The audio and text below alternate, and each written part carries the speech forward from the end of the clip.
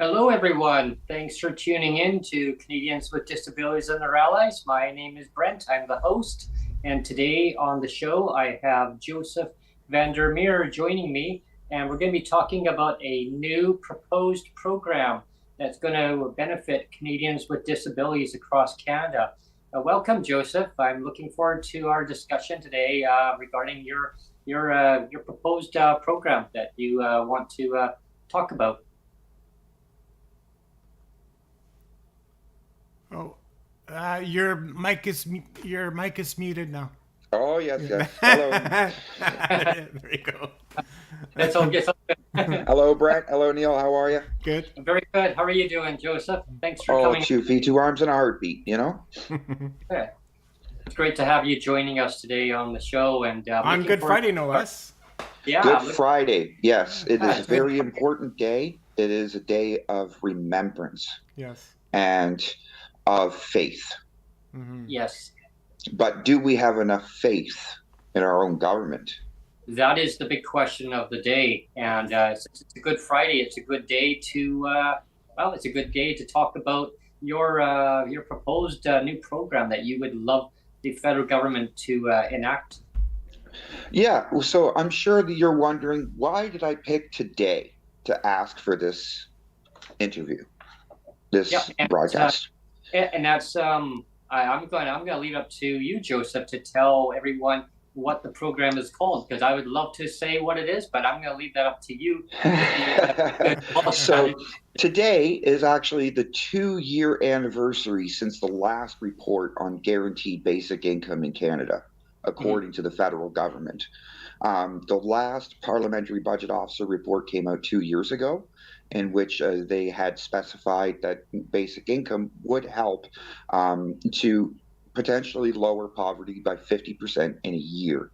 And that was them using the smallest of the scenarios of guaranteed livable basic income. The program I'm proposing is called the Canada Guaranteed Sustainability Benefit. So it is a guaranteed income, but it's designed for the sustainability of Canada. That sounds where picture this, okay? You know about guaranteed livable basic income and how it's tied to 75% of the poverty line. But also with basic income, it comes with a large price tag.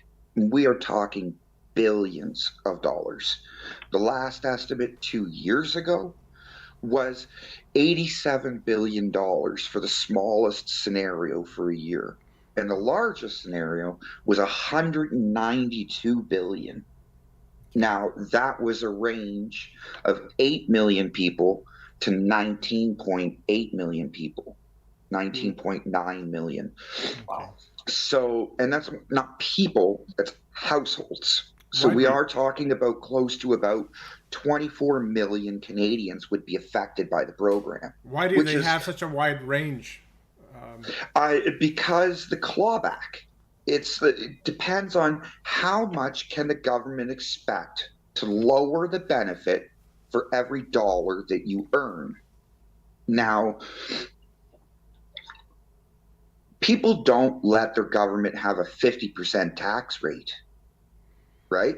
So why do we have a 50% clawback on social services? So off the bat, it penalizes you for working. It makes it so less cost effective, right, to go to work, that people would potentially just stay home instead, because they're going to save more money by getting a tax-free benefit and stay home than it is to go to work and then pay taxes. And that's a reality that the Canadian government has to face. They have to take this head on and go, poverty line is to the point where the minimum wage does not sustain it. We don't have enough jobs to guarantee for millions of people that are in poverty. And instead of just spending on infrastructure and jobs, what they need to do is something that's going to help everyone around. Everything from the cost of your groceries, the cost of your gas, the cost of your roads, the cost of your healthcare, the cost of your justice system, the cost of your neighbor, you know, everything from your neighbor not being able to afford to pay his phone bill may cause him to damage the infrastructure to steal something, and then your entire neighborhood pays for it. Yeah. Right. So basic income in itself is a cost-saving thing nationally. It touches everything. Everything from that guy who has to go in and inspect and install those telephone poles. Well, if he has a sick family member at home, he may call in sick one day and that entire project is delayed. Wow. Well, he knew that family member has been sick for years, but he has been back to work for a couple of years and this and that.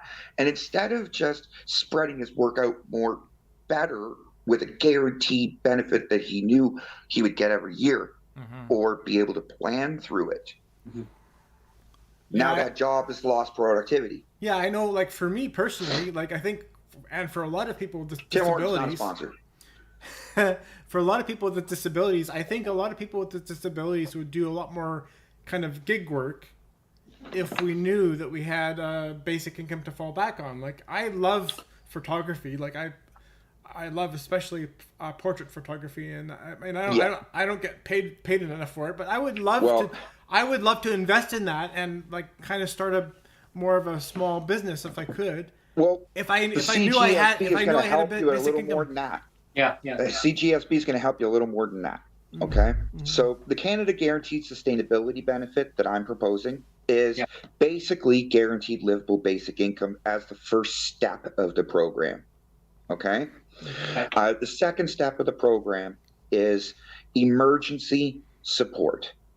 It is a program that's national already, so we can use it to our advantage of things as emergency climate problems like forest fires, earthquakes. You know, we are talking about global warming. Canada is going to be severely affected by it. So we need to do things that are going to put money that's tax-free into Canadians' hands to upgrade what they have now. We're not talking about tax credits that they have to go out, do the renovations, and then get the money back maybe a year later. Right, like a DERB, right? We're talking about a savings for them. We're talking about and I'm not talking about just the poor here, folks. Right. I want the government to understand that this program is designed to help people that are up to already in the range of $140,000 a year in income.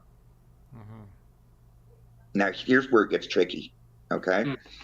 So, Guaranteed Livable Basic Income that I promote has always been the third scenario, okay? The one that was released 2 years ago that said, if we take only 15% instead of 50% of every dollar that you earn off of the basic income, off of this CGSB, okay? So they guarantee you can get 75% of the poverty line for that year. And let's be clear, Joseph, just so everybody knows and so I know too, the third scenario you're talking about, this was from a report that the federal government itself released? Parliamentary Budget Officer released this April 7th, 2020. Okay. 2 years ago. Wow. And so that was the third scenario you're talking about was in that report. Yes, and it was in that report, and it explained that three scenarios. There was 50%, 25%, and 15%. Now, the 15%, that means that the people that would be in scenario one would get to keep 35% more of the benefit for every dollar that they earned. That means that if they earn less than the other person, then they get more of a benefit. But because it's at that 15%, families all the way up to $140,000 a year can be helped. And we're not talking about small amounts of money either, right? Wow. Even at $140,000, To them, it's a small amount of money, but not to us. Okay, not to lower incomes, but you'll get my point. Yeah. If they can make $140,000 a year, and this program can still give them $346 a year tax-free, sounds like peanuts to them. But if they're already working and they're doing this for a decade, right? How about they just check off on their income taxes? I want you to save that money for me. I don't need it. I make enough right now. I don't need it. What does that do for the government? They don't have to spend that money. So less money has to come out of the national debt each year. Now, if you do that by the billions, you could save a lot of interest over the years. Yeah, I can see how that's going to benefit so many in the long run, right? I mean, it's kind of like, is it kind of like an RSP, kind of, but it's tax-free. Right. And we design it in a way where all you have to do is log into your My account on the government, fill out a form, send it in, they'll review it, and then issue you the payment. Say you want to save up for a house. Right. What if your benefit was $10,000 a year and you didn't need it? Because if you're making $70,000 a year, the benefit would be giving you $10,000 at the 15% level, right? Right. So if the families use that as a tool of savings, the federal government collectively across all of the provinces has lowered the amount of money they need to take out of the coffers to give to the people. So they save on the national debt and debt expenses. At the same time, those people are earning interest from the government. Right? So let's 2%, whatever, right? Yeah. But it's tax-free. So all they're doing is just increasing their wealth over the years. And then one day they're like, I need to make a down payment on a house. I need $50,000. Please send it to me. Yeah, and it'll be there when they need it. Yeah. But there'll be certain balances and checks because we need to make sure that there's no fraud, right? Yeah. We are talking about a lot of money. That process would be a little bit longer for them to withdraw large sums of money. But if you wanted to, like, say, just specify, I don't need a monthly check, I just want once a year. We've now lowered all of those administrative costs for that person down to one check a year. Not GST, climate action incentive, all of these other little things. Sorry, guys, just tack it on to the one benefit, increase it. Yeah. Give it to them. It's based off their income. Yeah. So my thing, Joseph, is so you said that basically if you have $70,000, you could still get a $10,000 benefit. So what about those that are really vulnerable that are only making, say, $20,000 a year? I get you. Yeah. And especially for the people that have a disability. Give me the contrast there. 20,000? Yeah. If somebody was earning 20,000, they'd be getting 17,596. Okay. Oh, okay. Yeah, that's good. So, but that means that if you want to go from 20,000 to 50,000 or 80,000 like them, you go to work, you earn the money, they're still giving you $10,000 when you get to that 70,000 point. Oh. So using the CGSB as an encouragement for jobs, because when people hop onto the program, they go, well, now I have enough money to pay my rent. Now I have enough money to pay my bills. This thing's going to take care of me for a year while I go get a job, increase my income, and then I've got so much, I don't have to worry about this as much. Bank it for me next year. The government's done its job. It's not welfare year over year. Right. They paid $30,000 in 2 years, but all of a sudden, that person's now earning 70 Mm-hmm. and paying 25% of that in taxes. Between sales taxes, income taxes, property taxes, whatever tax you want to consider, and I don't care what jurisdiction it is, that's contributing to the government in some form. It's a to the people. Yeah, it's right? cumulative. So when we have to think about the cause and effects, the only thing that stops the government is, how do we pay for this in the first place? How do we come up with $192 billion to pay for it? Well, here's the kicker. Canada Guaranteed Sustainability Benefit would also start off with a buy-in process for corporations and the rich and elite. Guess what, guys? We want you to save the Canadian government. So this is how you do it. Every dollar you invest, we're going to give you that same interest rate that we give the other people that are going to bank their money. Guaranteed by the government to fund the program in the first year. And then by the second year, the sheer millions of Canadians that wouldn't need it, that are banking it to earn their interest, is paying back the loans in the first year.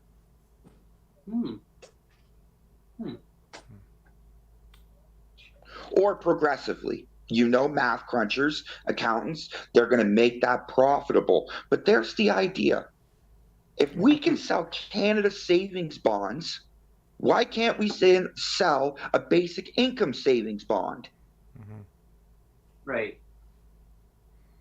And this is everyone, watching today. This is where the numbers guy, and I call Joseph the numbers guy, because he's crunched these numbers down, and this is so important to understand the benefits on how this will benefit so many people, millions and millions within Canada. And part of my proposal with the Canada Guaranteed Sustainability Benefit is that I also want them to raise from the GLBI the amount for a person with disabilities from $6,000 a year to $7,200 a year. That without a clawback. So if they have a disability, there would be no clawback for that amount. That amount, because this isn't a universal program, right? Like, this one is one that's designed for the sustainability of Canada. Now, if we're going to have clawbacks at the provincial level, clawbacks at the municipal level, we can have an open clawback at the federal level. And that is so that when you get onto the program, right, if you have that disability, you're not going to get clawed back, right, with that program. But whatever they come up with, the Canada Disability Benefit, would somehow be phased out of that $7,200. Okay. Just so that way those two programs work together and we don't waste the billions of dollars that we're spending now. Right. I guess the big question that I think a lot of people are probably going to maybe wonder, and maybe if you could dive into this, is what is the difference between the Canada Guaranteed Sustainability Benefit versus the federal government's their long drawn out one that we all know right now is going on, is the Canada Disability Benefit, the one that's there's not much. The Canada Disability Benefit is going to go through far earlier than this ever would, right? So I'm anticipating that this program would just take into consideration that benefits amount and meld it in together, probably just merge the two programs into it, and ensure that whatever that Canada Disability Benefit, it just gets added onto the program and not clawed back. Right. Because those clawbacks are very detrimental to people, for sure. It most definitely, it's not just the people, okay? When you have a clawback that happens to a person on disability, you're not just affecting that person. The government is affecting that entire family, that entire community of friends, that entire support network that person needs to have, because the government does not want to step up to the plate because of the numbers. Yeah, it's a total ripple effect, because it'll affect up to like millions of people. It's not just the individual.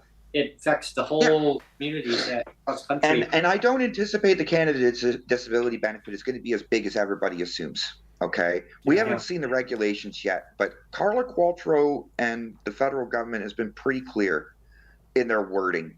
This is only going to help hundreds of thousands of Canadians. Right, rather than millions. Yeah. Those words, hundreds of thousands. I've noticed that a lot in the press releases, in the statements in the House. Okay, they're very specific on that because they know that the benefit is not going to be big enough. Because, no offense, Carla, there's hundreds of thousands of people on ODSP alone. Yeah, I'm looking right in the camera. Real intense. Okay, Carla, there is hundreds of thousands of disabled people that are in poverty in Ontario alone. You cannot say that a national program for the disabled is going to be big and great if it's only going to help hundreds of thousands. And at the same time, it's been proven in Ontario that only 5% or up to 5% of those on ODSP are able to work, even part of the year. 5% of those 100. Most definitely. Definitely. Hi, Bertie. And that's where the the Canada Disability Benefit, there's only going to benefit hundreds of thousands. Then that slogan, "Nobody left behind," means nothing. Because it means it's actually a lie in itself. Yeah. Because you cannot say nobody left behind when all you do is give exclusionary programs. Right. Exclusion is the key word here, and I think that proposed program will be be so much beneficial to so many people across the country. I mean, millions. I mean, wow. Well, look, we could debate all day long, and we could spend millions of dollars. No offense, but Carla is spending $58,000 a day to talk about this. Yeah, to study it. Yeah. Give it to me. $58,000 a day. Give it to me and Brent. Yeah, to study a problem that is they don't have enough money. Right. Sorry. Here, let me save you $58,000 a day right now, Carla. They don't have enough money. Right. You give the people the money, they put it back into the community. Not only that, the community then puts back into the community. The community then puts back into the community. Okay? Yep. Canadians do the job better than the government itself. We talk about having the lowest unemployment rate in decades. The lowest unemployment rate. You have the lowest unemployment rate because you are cheap when it comes to social assistance. And the people fear the government. They fear the clawbacks. They fear this. How many Canadians have an under-the-table job that they don't declare their income because of the clawbacks? Yeah. We have sorry, Joseph. We have a question from the chat. Jennifer is asking you, Joseph, have you brought this idea forward to anyone who is in Senate or any MPs or anything like that? I have been in the middle of all of my proposal paperwork to give to my local MP. Okay, great. And then 2 weeks ago, they changed the low income measure statistics across Canada. Oh. It was released 2 weeks ago. It was released March 23rd. Interesting. Very interesting. So yeah, about 2 weeks ago. So I have to redraft half my paperwork. Yeah, I know one big question that's been coming up. I had that on my last segment. It was a question. I wanted your take about it. It was a question that was asked, but I'm going to throw it over to you. Your view about the UN CRPD. They say there's not been enough discussions going on about it. I mean, that's just the the the main framework. That's just the charter of saying, well, these are what the rights are. But with this Canada guaranteed sustainability benefit, that would basically, how would that tie into the UN CRPD? I mean, people who don't know what the UN CRPD is, it's the the UN, the Canadian Rights of Persons with Disabilities, the convention, however the terminology, how you want to word it. But yeah, it's I just wanted your view on that. But actually, can we back up a little bit, Brent? Yeah. Because actually, what I was going to say is the UN CRPD. That's kind of, I mean, it's got a lot of the same language in a little sort of. If you look at our Canadian Charter of rights, it's the same thing. It's got the what is it, section? Is it section 15? Now I've got a brain. 2000 from 2010. Yeah, I think it's section 15 where it talks about is it I think it's section 28. I think it's 28. Yeah. Now I've kind of got a brain fart, but there's a section 15 that talks about equality rights and right. that everybody's equal. But then there's also a clause further down that basically undoes all of that. And That's it. That's so yeah, I'm just kind of comparing and contrasting the two of them because we can look back at our Canada Constitution and say, well, according to our Constitution, we should have had it solved like way back then in 1982 or whatever. But it's still a problem today. Yeah, right. Is this one section kind of contradicts the other section? Mm-hmm. I know I don't have the section 28, but I do remember seeing a lot of posts about that. There was an advocate who talked a lot about section 28 a lot at one time, and those are basically the fundamental rights too, about housing, your basic essentials and all the all the basics, right? I mean, that are supposed to be included, but the other sections kind of contradicts that. But yeah, I just wanted Joseph's take on that. It's this would give everybody their rights in so many ways, right? It's not about it falls in line with the UN CRPD. Yeah, okay? But it's not going to ensure that they stay out of poverty. Remember, we're only insured. The guaranteed sustainability benefit is about reducing the amount of money that each province needs to spend on social assistance, combine it federally, and ensure that everybody federally does not fall below 75% of the poverty line.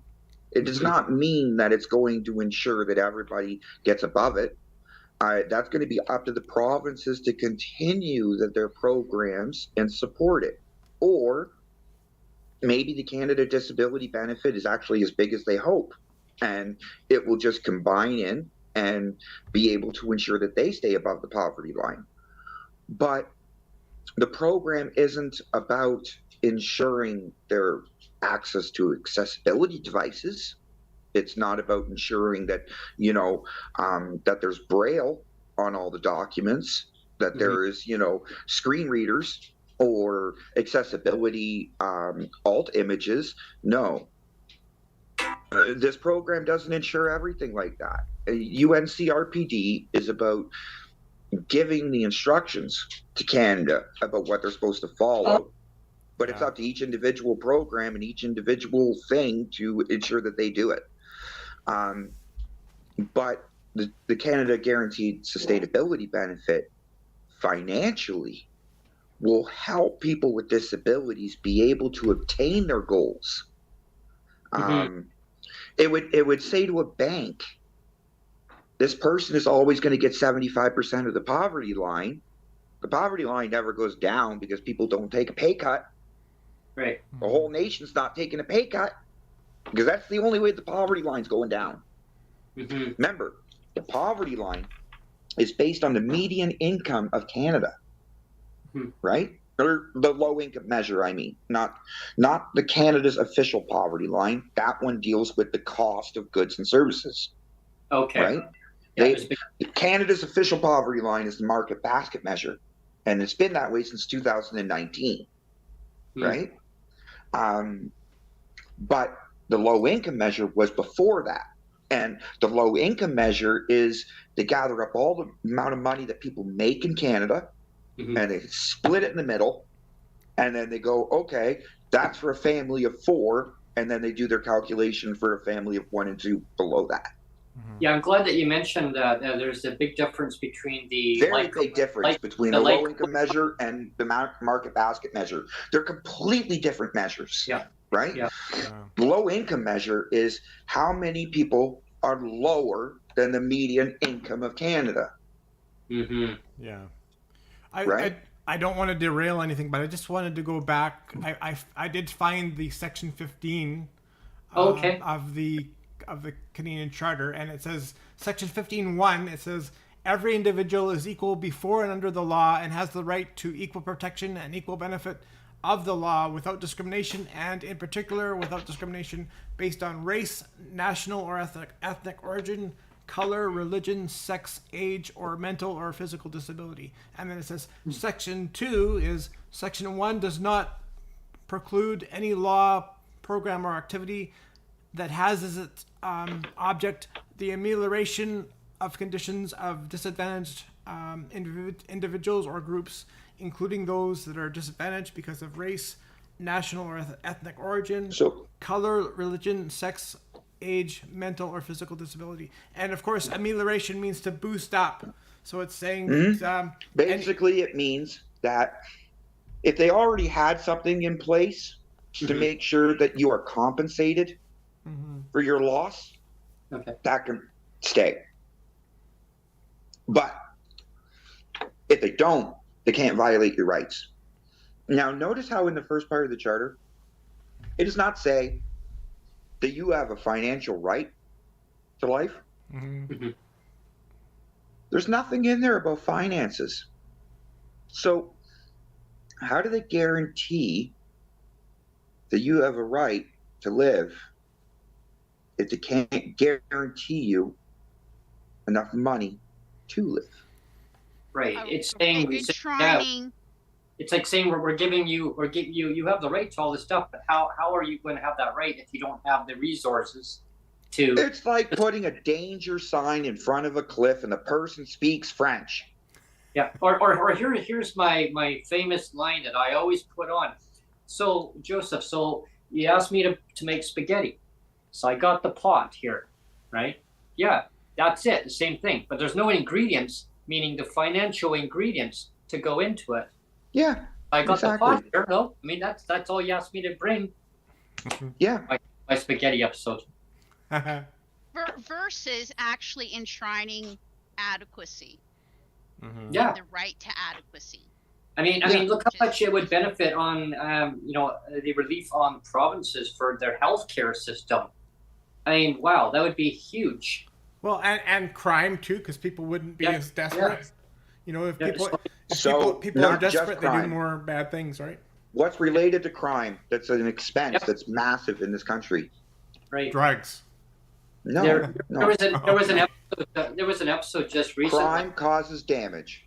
Damage causes recovery, right? Which is you need to recover what you've lost, and you need to recover what you had, and either make it better or put it back the same.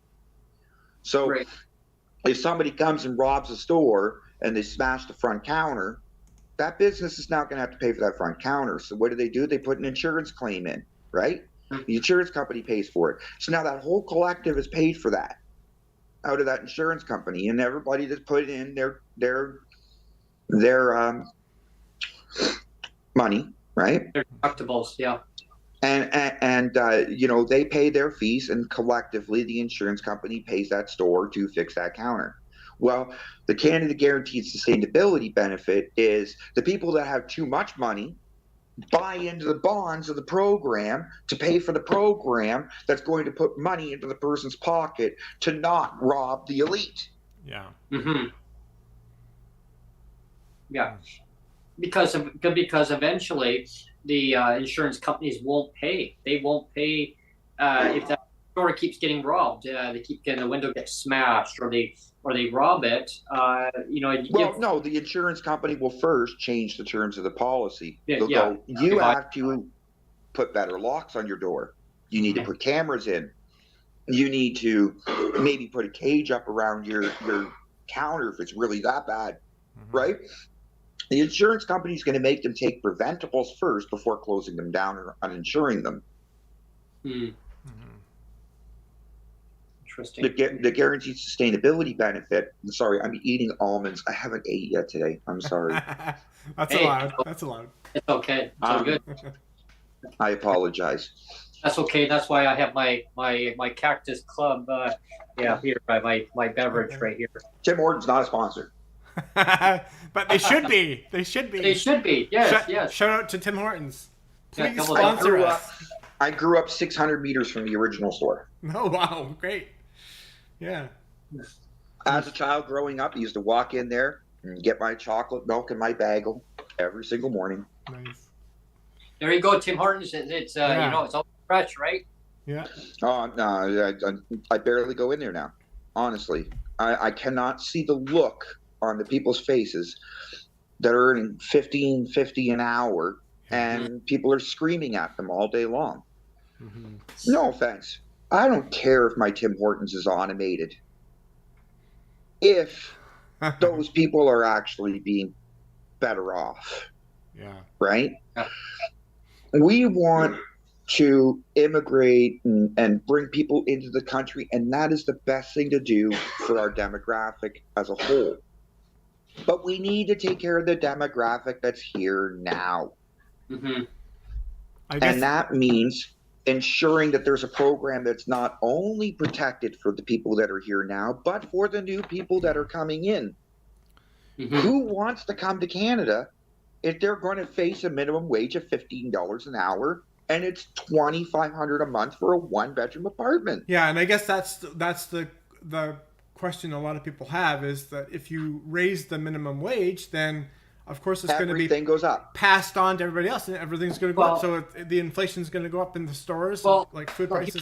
You have to raise minimum wage, though. The problem with minimum wage is that minimum wage has never been really tied to inflation consistently every year. You don't see minimum wage go from $14 to $14.32 an hour to $14.62 or whatever. No, you see these incremental increases that are tied to an even number that the government likes, that Your dog agrees. Your dog agrees. Yeah, she wants outside. Well, in British Columbia, 1 second, guys. One sec. Okay. In British Columbia, just so the viewers live, minimum wage was $15.65 an hour. It was just announced that minimum wage as of June 1st is going to be going up to $16.75 an hour, which is going to be tied to inflation. BC is going to have a higher. It's going to have a higher minimum wage than the federal minimum wage this year. Yeah, and the small businesses were worrying that by tying it to inflation, there was going to be a lot more costs going up. There's going to be a lot more people losing their jobs, but the big corporations will be fine. They're going to be fine. It's the small businesses that are really going to start shutting down or cutting back staff. And how are we helping the small businesses right now? Right. We don't have a major program for them that's making sure that they can pay their rent, like the small business owners. We're not making sure they can pay their rent and put food in their families' bellies. So they have to ensure that their business pays for their family and not the employee. And so layoffs come and things happen to small businesses because they have to take care of their own first. But if we had the Canada Guaranteed Sustainability benefit, everybody's taken care of to $140,000 a year. Right. Like not to that point, but I mean, like they can earn up to that point and they're going to be included in the program. That could be something major. Like that is major. That is where, a dentist who makes $120,000 right. all of a sudden gets a check in the mail for, $600. And he goes, you know what? That's going to pay for that PS5 for my son. Thank you very much. My tax dollars are at least doing something. Mm-hmm. While he's watching everybody be able to come in and pay for his dentistry services. Right, and that would help so many small businesses stay open, not closed, and cutting back. Because I mean, I'm all for businesses surviving, small businesses, but if all their overhead is getting all paid out. I mean, property taxes, all the taxes that are actually getting put in now. Like you got the health tax now, you got sick days tax, you got all these other fees, operating tax, municipal taxes. Businesses, they still got to make a profit, otherwise they're not, why they're in business if they don't make a profit. But they're paying. The government is the same thing. They are like a business. They need to make sure that they can be sustainable. And you will hear nothing but sustainability this, sustainability that. Well, no offense, but my program's got a little more sustainability into it. Yeah, I remember seeing for Canada-wise as a whole, right? Like you need to make sure that the person that's even at $50,000-$60,000 a year that they're earning, and this can be very well a person with a disability. Mm-hmm. When you look at the PBO report from 2 years ago, and I think it's like in 2 weeks or something, like it was just after it was after the April 7th report, or it was on the same day, they came out with the report about how the benefit for the persons with disabilities would be, right? Mm-hmm. And I looked at it. I can't remember these specific numbers. I don't have it in front of me, but it was disgusting. It was like the average person with a disability earns $62,000 a year or something like that. Ooh. And they made it look like people with disabilities were full of jobs and not in poverty. Mm-hmm. Not once did it mention the people with the lower amount. And, there was no side-by-side comparison saying, okay, we have this many people on social assistance and we have this many people that are actually with a good income. Instead, it drives down that, well, the average income is $62,000. So really, we're not really going to be helping that much. Yeah. Go ahead, Bertie. I'm sorry I interrupted you. Oh, never, Joseph. I was just adding that. I'm going to pull that report up. The cost of renting, just in the geographic area that we live in, right, Joseph, is, barely at that, that's 62,000, right? I mean, that's basically the cost of renting in our geographic area, and nothing more. I mean, you look at the cost of rents right now, market rents, where you're just paying the corporate landlords, right? So if having that program in the Canada Guaranteed Sustainability Benefit would allow people in the long run to put as a down payment to purchase their own home. Versus paying corporate landlords these outrageous market rents where they just buying and selling like monopoly, right? They buy, they sell, and then become bigger and bigger and bigger. Now versus they got subsidized housing, right? There's a huge difference between public sector versus the private sector. I know in the province of British Columbia, and I think a lot of the provinces now they're actually really kicking up the getting a lot more subsidized housing going, because last year there was 1 million people apparently came into Canada, 1 million, and they're saying they're projecting over the next 3 years another 1.5 million more immigrants coming in. How do you convince the builders and the investors to invest in low income RGI housing? Right, that's a big question that I'd love to dive into here. The Canada Guaranteed Sustainability Benefit does that. When you put as a national benefit a minimum income, you set forth a minimum rent on RGI. Right. Wake up, Canada. How do we save the landlords and the builders? How do we save the people that go and buy those houses and make sure that they get their rent? Mhm. So they buy the house and they put it into geared to income housing. Well, if you use the Canada Guaranteed Sustainability Benefit and a minimum income, not only can we design the program to make sure that the rent is paid, but what happens if we design the program where the person says, how about you take 10% of my CGSB Mhm. and put it towards the down payment of a house by saving it up? Mhm. Yeah. Not only is the person only paying 30% of their income in rent Mhm. on the RGI, but then they're saving 10% of their income towards a down payment of a house of their own. Right. At the same time as doing that. At the same time as still having 60% income tax free to live off of. Right. Right. But here's the other thing too, Joseph, is I mean, I'm not sure if it's the same in Ontario. I'm pretty sure it is. They seem to kind of copy a lot of policies on different things. A lot of provinces do, but so right now, people with disabilities that pay market rent, okay, so they pay the market rent. They don't have the opportunity of paying 30% of their income to market rent. No, so and most of them don't qualify for Yeah. the renter's benefit or Yeah. renter's Yeah. rebate or whatever that came Yeah. out. You remember that $500 thing or whatever? Yeah, that's right. Most people don't even qualify for that. I I'm know. sorry, but at $30,000, Yeah. their maximum income requirement was less than a full-time minimum wage job. Do they realize that?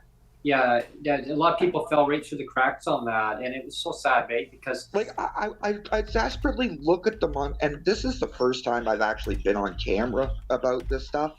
Okay, and so you see my facial expressions. I'm sorry, but I have to think out I know loud it's bad. here, and I have to ask the question: do they really know that they were promising families with less than a full-time minimum wage job rental assistance and basically laughing at every other person with more than a minimum wage job?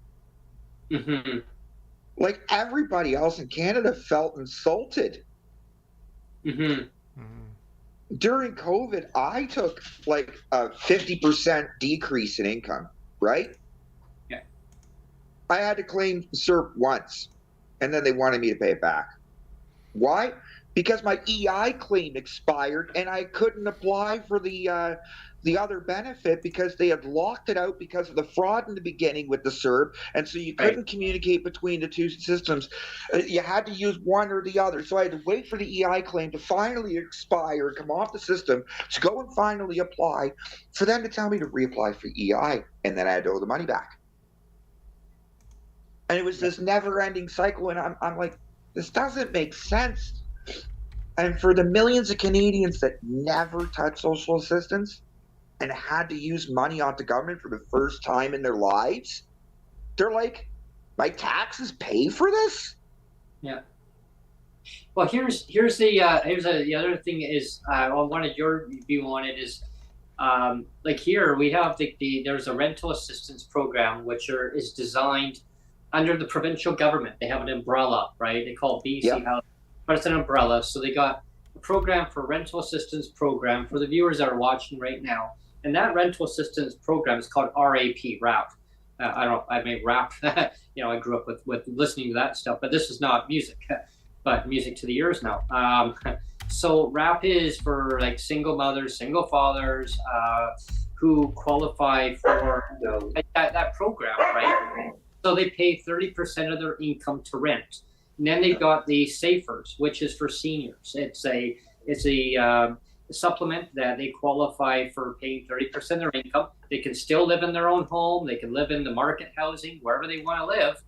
But the ones like say RGI or you're in subsidized housing, then you still get that rent geared income, which is 30% of your income. But if you're in market housing, PWD, you don't qualify for any of those programs.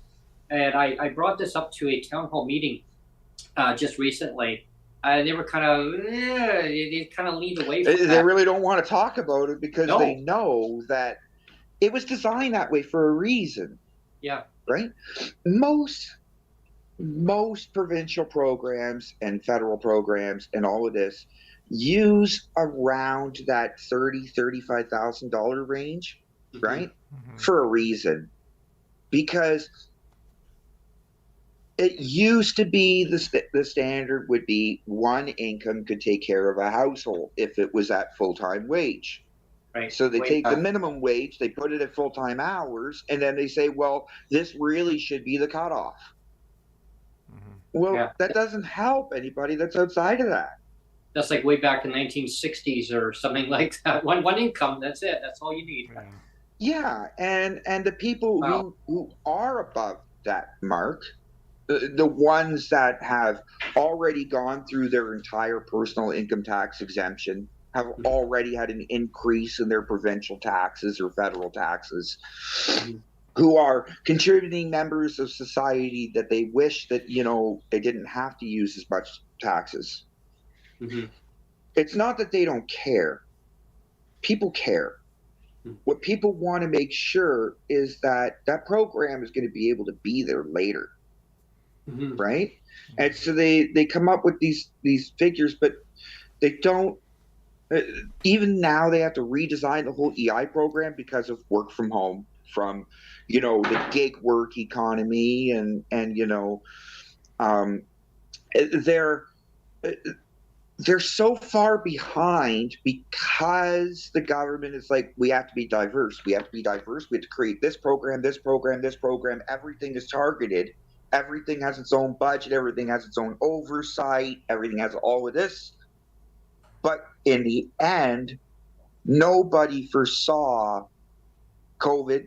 Nobody foresaw hundreds of billions of dollars worth of debt now. Nobody foresaw, had foreseen.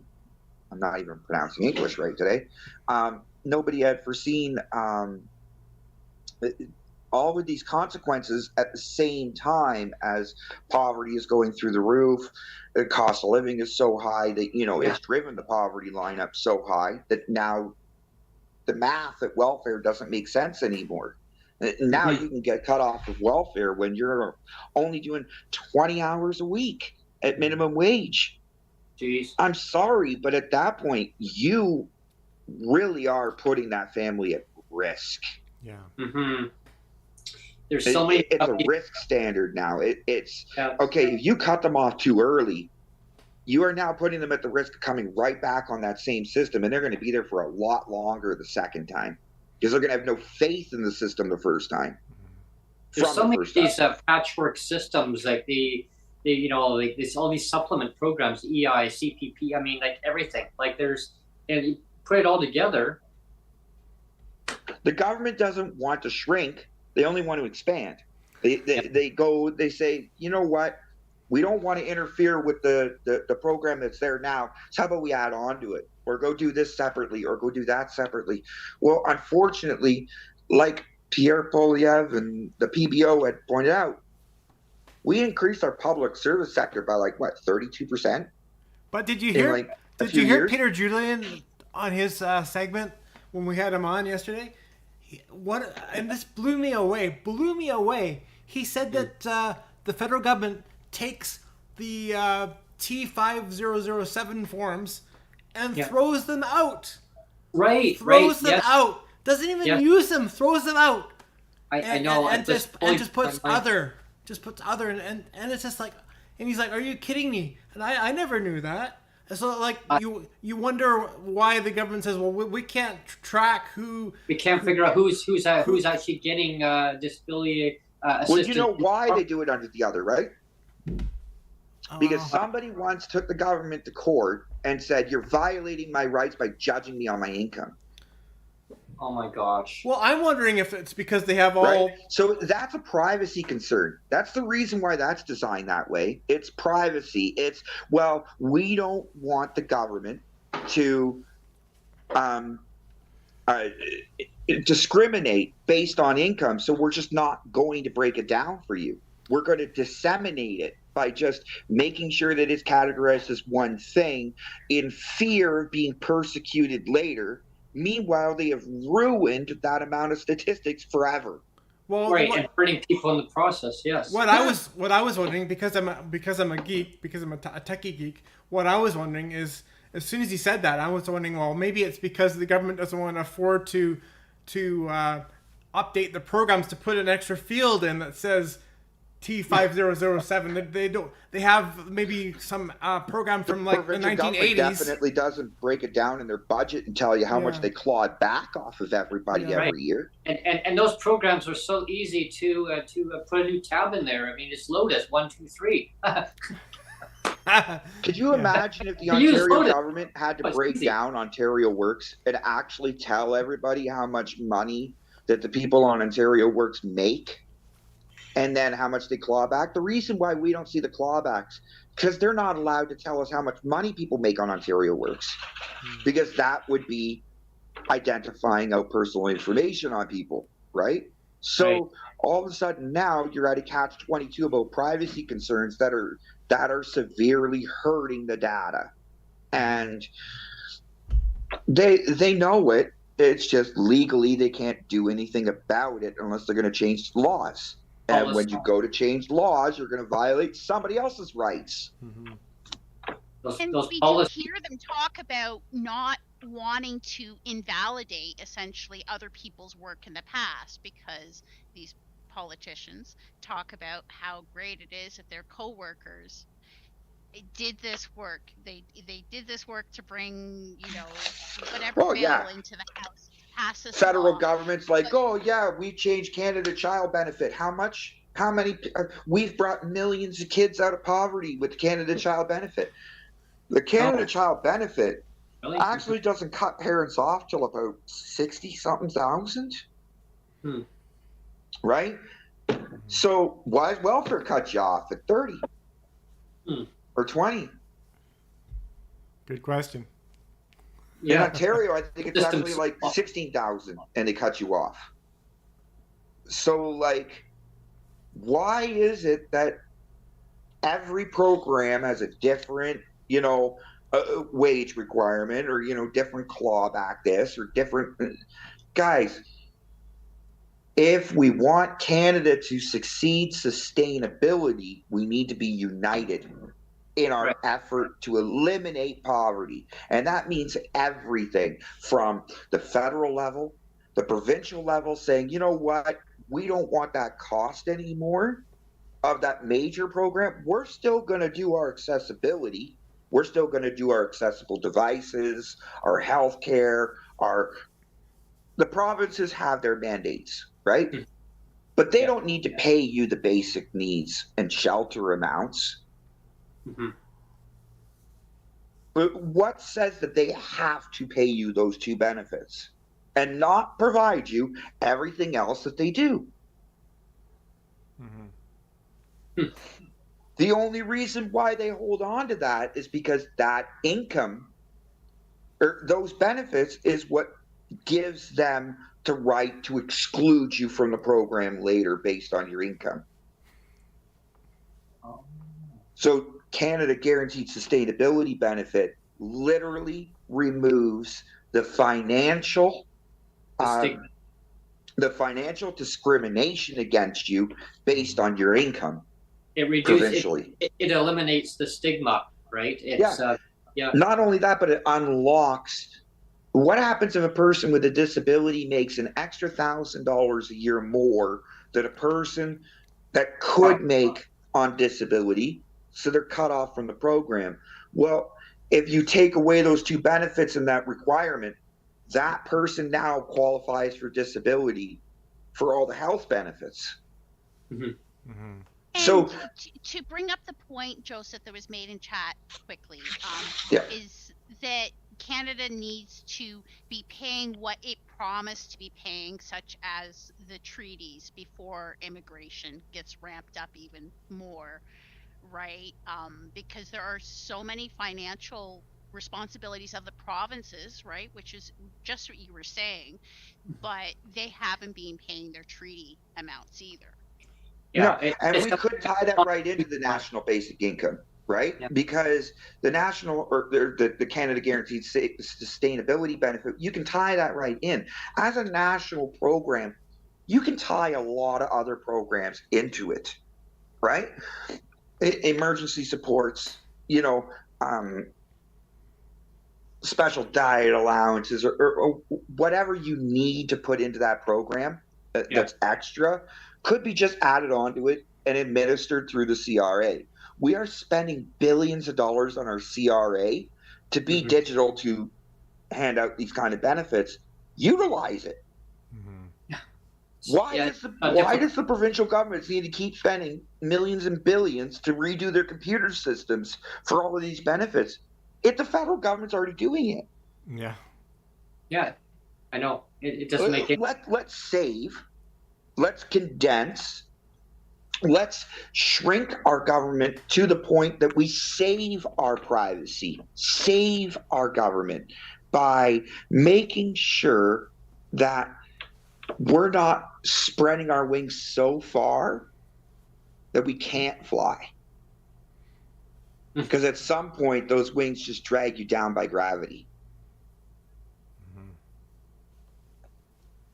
I hope that analogy works well, Bertie. But, it does, Joseph, and I know you so well that I was chuckling here in the background. I like that was a good one. So now, how do we fund it? Like I said earlier, let's open it up to be funded in the first year. If we can design the program where if you don't need it, the government can save the money and be able to save on their expenses, right, by the billions of dollars. If we partner with our corporations and with the rich and elites or whatever that have so much money to spend they don't know what to do with, they give it to charities. Charities are great, not bashing charities, okay? Let's just be clear here. But how much money do people and philanthropists throw at charities that don't actually go to the people? Yeah, a lot. So if we open up a federal program that directly funds the people, not an infrastructure project, not something that has an oversight board or, is going to take years to legislate through for housing or this or that or whatever.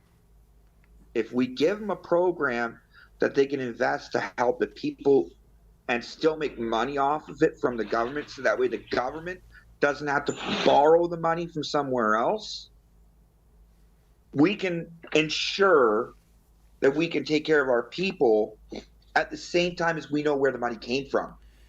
There's been a recent news broadcast, Joseph, talking about a huge uptick in the last while for food bank usage in Canada. Huge. That's because food bank use isn't limited to just minimum wage workers or people on social assistance. Exactly. You are finding people that make $70,000 a year going into a food bank now, right? Because they can't afford their groceries. Because those people that are at $70,000 a year, you think they're making a lot of money, but keep in mind, every year that percentage is still there. The taxes that they're paying, right, and it goes up. Yeah, those brackets go up.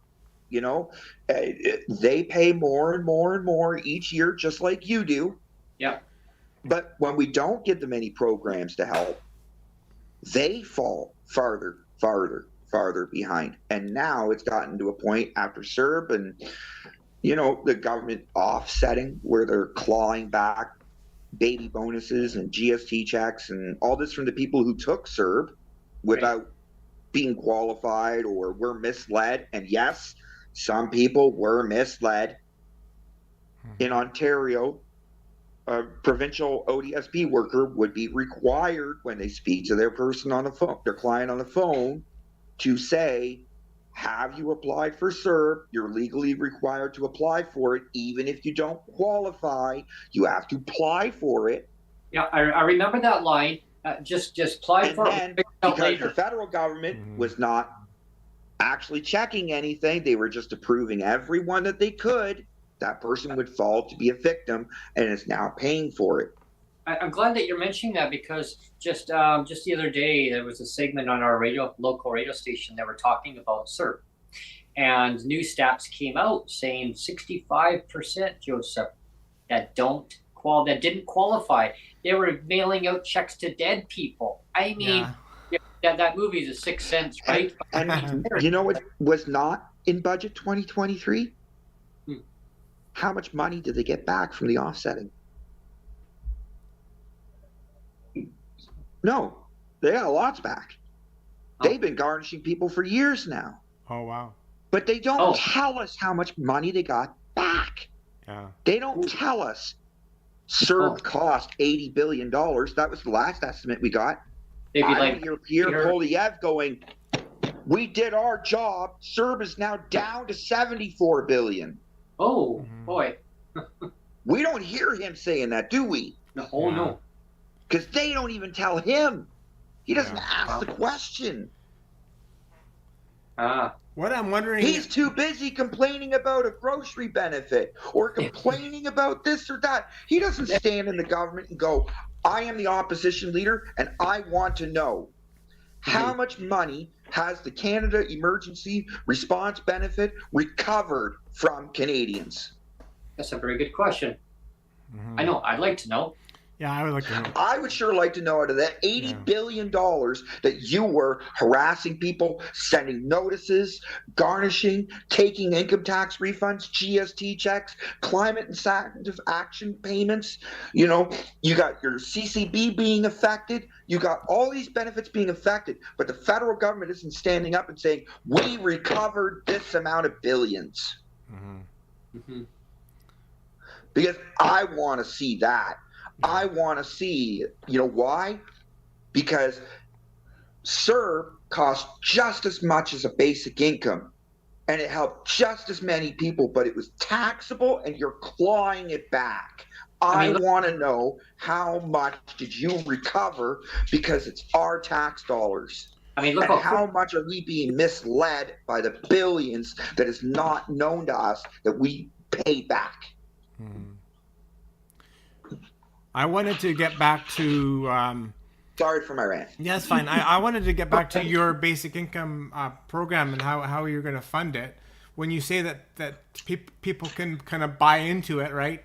Have you done... Anybody, not just the elites. Open it up. Okay, make a savings bond. Yeah, and that's fair. But what I'm wondering is, have you done any kind of mock projections of how many people you figure would invest in it, and say you'd have a year 1, year 2, year 3, and have you done those kind of crunches? Not yet. The numbers? That's something that I would hope that whoever takes this proposal and can actually do something with it, I'm hoping that they can invest. Because that would be useful. That would be useful to have that kind of some sort of hard data or hard projections where you can say, this is what I project the buy-in to be. Now, I've been crunching the numbers of the census and how it's changed for basic income in the last 2 years since the last report. And I got to say, since the first one in 2018, when Ontario did their pilot, basic income has gone up 21% in 4 years. Ooh. Now, I know what you're thinking, Brent. 21% of about $17,000 is a lot of money. It is. Right? Now, here's the kicker for you, Brent. Yeah. If you used my scenario, the 15%, right? Okay. Say you got a small part-time job, like Neil had brought up before, 20,000, right? Okay. Well, instead of a 50% garnishment, now you got 15, which means you get to keep more money. 35%. It's gone up 20% in 4 years. And you're still earning the same amount of money as 4 years ago, so you haven't gotten a pay raise. Right. The 20% counts. But what happens if you got a pay raise? say you went up 10,000 a year, all of a sudden you got a lot more hours and you're at 30,000 a year, right? You wouldn't qualify for your disability benefit or anything like that anymore. Right. But the CGSB would. And not only that, but because the 20% went up, that means that for every dollar that you earn, right, you're keeping 20% more or 35% more than what you actually would before. And it's 75% of the poverty line is your minimum, but not your maximum income. Kind of seems like a win-win-win to me.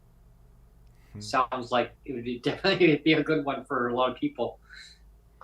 Yeah. And when you do it as a national program, then the provinces really have to get involved yearly with their tax breaks, right? It's all about incentivizing to be there. Look at what happened with BC. You think that minimum wage increase wasn't debated when they realized that that's going to exceed the federal minimum wage that they just announced? Yeah. For the first time in Canadian history, the federal minimum or a provincial minimum wage is going to be higher than the federal minimum wage. I know. At least in recent history. Yeah. It's crazy. How long has it ever been since the province's minimum wage has been more than the federal one? Yeah. Yeah. Have you ever heard of one? No. No, I think it was at Yukon, isn't it? I think it's just the Yukon. Other than the territory, provinces. Yeah, but the provinces, yeah, I don't see any time in history. Territories also have extenuating extra tax credits and northern credits and all sorts of things that they get, right? So I try not to think of that when I'm in this example because they have much more different supports in the territories. So for provinces, but also a lack of, and I've never really known a province to have their minimum wage more than the federal one. Yeah, it sure makes the federal government look really bad. I mean, BC's leading the country, and the federal going, oh, how did that happen? But what's that going to do to BC jobs? Yeah, exactly. Now BC is the most expensive place for minimum wage workers. Which means, are you really going to have the infrastructure spending based on minimum wage jobs? Yeah. Brutal. So you're not going to see your local Tim Hortons being built. Oh, no.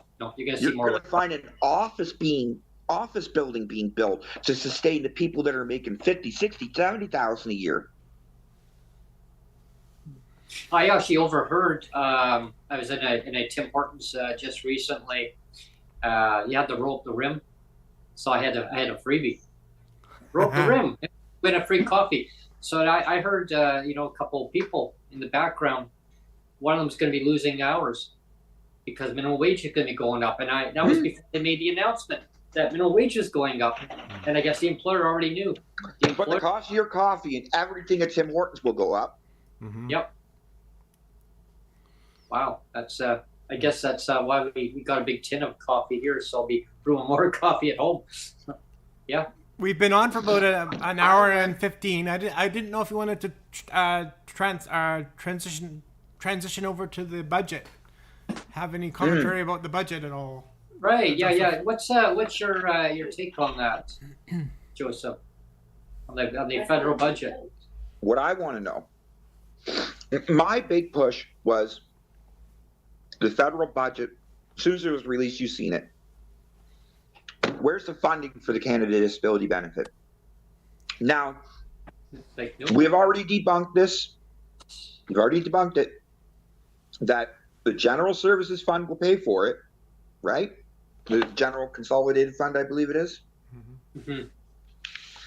So, the Canada Disability Benefit doesn't matter if it's in the budget or not. If it gets approved, people will get the money, right? Because it comes out of a general fund for the government, right? Okay. Same thing would happen with the CGSB. It would come out of a general fund, even if, that thing would have to pass first, right? But, the funding would come from that, even if it's not in the budget. This year, with Budget 2023, the federal government, the Liberals, went from we're going to have a surplus to we're not going to be, you know, in the black. Like, we're going to be in the red within 5 years, right? Like, they're not looking at a balanced budget, right? Right. So my big objection is, if the Canada disability benefit is going to be as big as they hope, is that not going to be billions of dollars that they have not even projected in the next 5 years in their budget? Yeah. My problem is they don't even put an estimate. So next year when the budget comes out and they want to shrink civil services and they want to shrink everything, how are they going to pull that off if they're going to add billions of dollars to the budget? And on the flip side, I think this is a setup from the Liberals. Because if Pierre Poilievre tries to get an election now, before the Canada Disability Benefit hits a budget, it will ruin his budget. It'll ruin his first budget. Yeah. He can't get into power now until that thing's in there, because he'll never be able to sit there and look the people in the face and go, I lowered your tax bill, while adding billions of dollars to the bill. And also that bill, I mean, it's going through Senate. So him not pushing for it to be in there, he's only shooting himself in the foot later on. Because if they called, like Joseph, if they called an election, and I want to make sure, you know, people who watch this going, well, Brent, how could you say that they're going to call an election? But I'm just saying, imagine if they called an election, okay?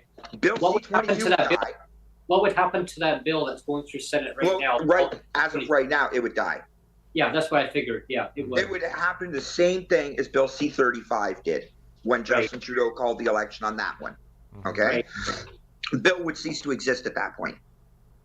Could you imagine that happening right now? With all that work budget? It'd just be you know.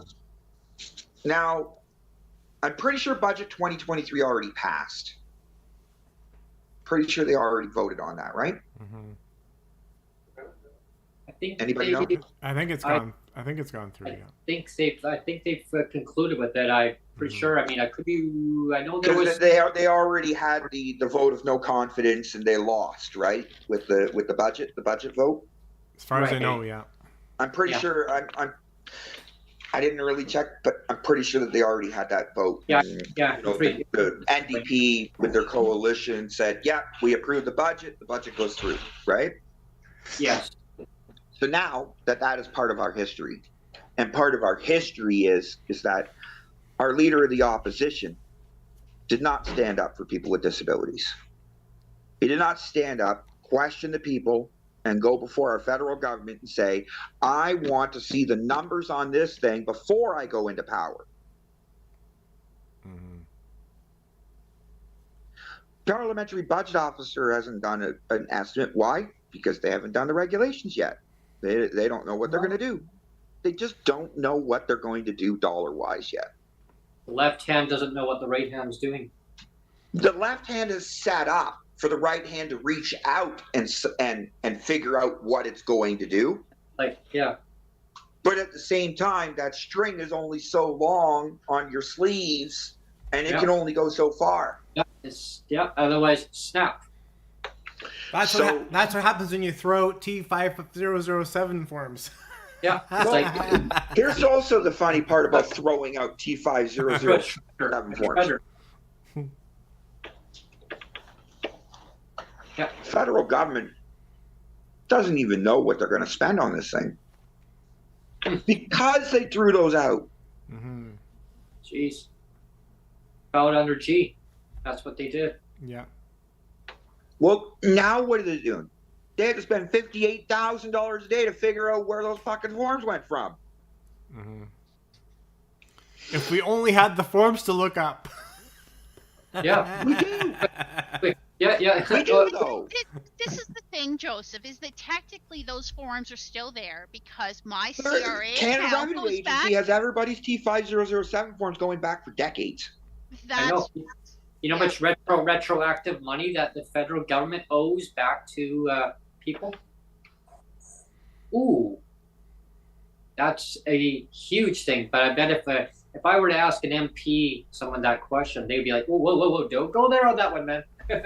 You know what I mean? But yeah, I mean, how much money is owed back? You know, like, could you imagine? Yeah. If a couple of years from now, the Auditor General of Canada goes in, audits CERB, finds out that the Liberals clawed back, say, $30 billion. Mhm. And all of a sudden, they realize we could have had a basic income, paid it to them, wow. the same amount of money as we did up front. But Mm.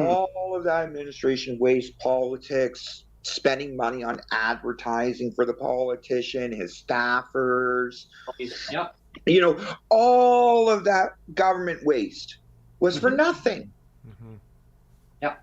And I could see that happening. I really could. Because they missed 4 letters. They'll say, NON dash. They should have made CERP non-taxable. Not taxable. They'll say, where did we go wrong? Oh, this is what we did. Oh, what do we do now? They'll say, what do we do? Well, but they'll never. Look so sad, Neil. Yeah, no, I was just thinking about your the non-taxable thing, because it's true. I mean, if CERB wasn't taxable, they would not have gotten the amount of money back that they did. Mm-hmm. There wouldn't be baby bonus or CCB being clawed back. Yeah. There wouldn't be GST checks being clawed back as much. Like maybe if you owe the government money from something else before CERB, right? Mm-hmm. But the actual CERB clawbacks wouldn't have been clawed back as much. And because it was taxable, it changes everything. Your GST payment is based on your taxable income. Your baby bonus, the CCB, based on your taxable income. Your Canada Climate Action Incentive, based on taxable income. Mm-hmm. Your income taxes, based on taxable income. Your property taxes, based on your property. Your property goes up, your property taxes go up, your income goes up, taxes are going to go up, right? Well, you give people $2,000 checks that have no taxes taken off of because you want to rush things through in one day in the government.